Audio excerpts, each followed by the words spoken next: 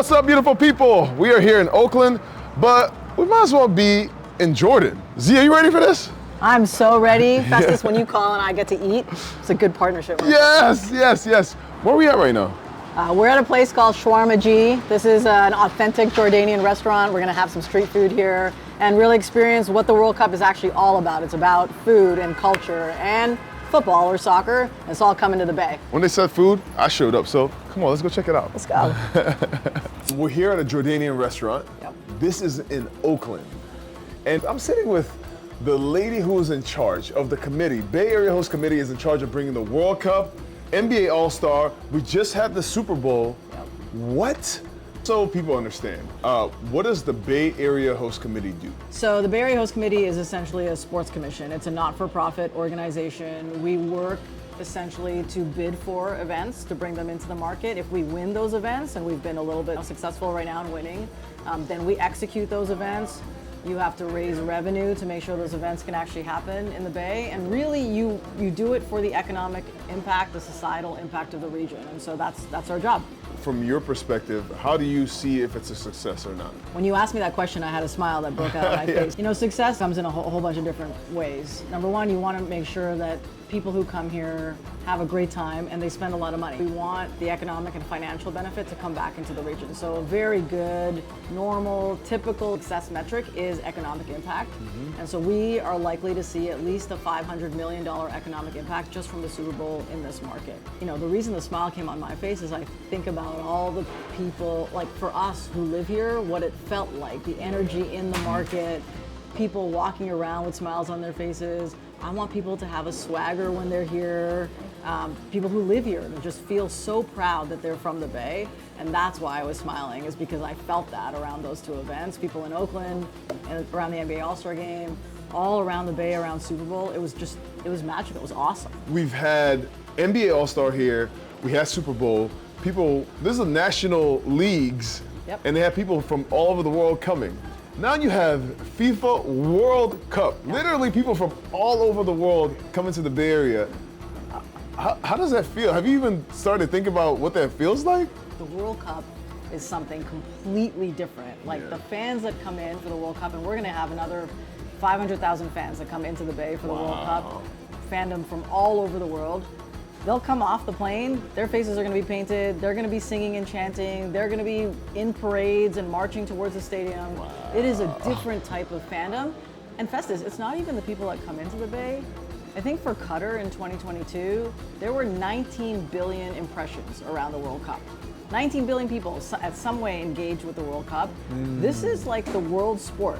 So it's not even the people that come into the Bay, it's the people that are gonna see this market on TV and otherwise that are gonna be like looking to see what we have to offer, and I can't wait to show it to them. Jordan, first ever World Cup. What? It's historic. I can't believe it. It's so awesome for them. I'm excited. And it's happening, they're playing right here at Levi's? Yeah, they have two matches at Levi's. June 16th against Austria, June 22nd against Algeria. So they'll be here for a little while. They'll get to experience the Bay. First time in a World Cup. It's so amazing. We're here at a Jordanian restaurant. Yep. This is in Oakland. All right, we got a new guest. Hi, my name is Muhammad Abu Taha, and we're at Shawarmaji. What makes Jordanian shawarma different from other shawarmas? So shawarma originally is from Turkey, right? So it kind of like traveled down from Turkey to Syria, and that's really like the birthplace of modern day Arab shawarma, and then eventually moved to Jordan. So our specific shawarma is very similar to Syrian shawarma, pretty much the same. That is rice pudding. Wow, That's some pistachio. Literally my grandmother's recipe, that one. And then we have falafel, obviously, some tahini salad. Tahini salad is something that I grew up eating for breakfast, like all the time. Oh, really? Yeah, and then tabbouleh salad is like a standard mezze. This obviously is the star of the show, our chicken shawarma. This is the Arabi style, like we cut it up into like bite-sized pieces, so you can dip it into the sauce, you can get like extra sauce, right? So this is our lamb shawarma. The lamb shawarma. But this is like a special way with like pomegranate molasses and hot sauce. There's shatta that we make in-house. I'm going. Cheers. Oh. And the pomegranate gives it a little sweet kick. Yeah. It's spicy. The meat is so freaking juicy and tender. Oh my God. It's so good. I don't know that I've ever had shawarma like this. Oh, really? This is really good. Thank you. Yeah. Wow. Ezeli is part African and Indian. Yeah. I'm African. I know that people have different spice levels in the different cultures. Yeah. Where does Jordanian spice rank on this level, on this scale? Because I'm a little scared. I just put up a whole dollop. Look at this. I didn't even ask you questions. We don't eat a lot of spicy food. Okay, Right? so But this is we going only to be have mild. one Loaded, spicy sauce. loaded in. Yeah. Does that mean, I can't tell if you're saying this is going to be spicy or not spicy. No, this is I wanna not. It's not gonna be clarify. that. I mean, at least the way I like to describe it, it's like, I would say like 2 stages above sriracha. Sriracha's not that spicy, I feel like, and it's a little bit spicier. I than guess sriracha. I have to really just find out for myself. But I mean, also like I don't know. Me, I really like spicy foods. Sriracha's just, I'm good with sriracha. It's spicy, but it's very tasty. Like, it has a lot of flavor. to it. Yeah. This is the first time Jordan has reached the World Cup stage. Yeah, it's exciting. How do you feel about this? Oh, I'm pumped. Like I'm so excited. Yeah, I mean Jordan's been like doing really good in soccer. So we made it to the finals of the Arab Cup earlier this year. The Asian Cup too? Last year, we made it to Yeah. the finals of the Asian Cup. Yep. I keep joking with my brother that Jordan's this year's dark horse. Like nobody knows. Let's you know? go. That's I right. honestly think that they can probably do some damage. Yeah. Okay, Maybe but- beat Algeria. So that's actually what I was gonna bring up. Hey, come in the photo. Guys, this is Raheem. Raheem is Algerian. Yes. And at some point, Jordan is gonna play Algeria in the World Cup. Here in the Bay Is Area. there any toxic work environment stuff that you want to report now on camera? We'll see who Not wins, yet. I guess. But how do y'all feel? Like, how do y'all feel about the fact that both of your teams are coming to the Bay? You live here. That's a big deal for That's exciting. the ability to watch your We're country. so excited. Yeah. Yeah? Yeah, it's big event. Yeah, Have you been a fan of your national team your whole life? always. Really? Yeah. So what does it mean for you to see them? I'm so excited, and we are so happy to play against Jordan too because we are both Arab. Yeah. So I think that's what's also really cool about like all the Arab countries is that we all cheer for each other. Yeah. Which is it's going to be interesting that we're going to play against each other. You know what I mean? If there was a World Cup for food, who would win? Oh. And you're not allowed to say your country. No. See, I knew exactly what you would say. Who would win that's not your country? I'll say Morocco. Morocco. Oh, Moroccan food. Ah, the tahine chicken. You like that, huh? Similar with Algeria. That's cheating. That's cheating. What about you? Honestly, Mexican food or Thai food. Yeah, I think like That's those great. those are Very Amazing. different though. You said it right. Very good different. here Yeah. in the Bay too. yeah. Very good. This is Man. what makes the World Cup really cool, right? Because you get to experience your country. For both of you, your countries are going to be here. That's awesome, but you can also do it through food. So it's so amazing. How do small businesses like this, how are they impacted when big events like the World Cup come to the Bay?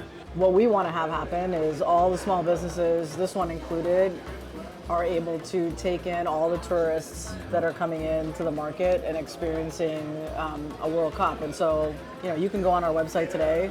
There's essentially like a playbook that you can download and start to learn about.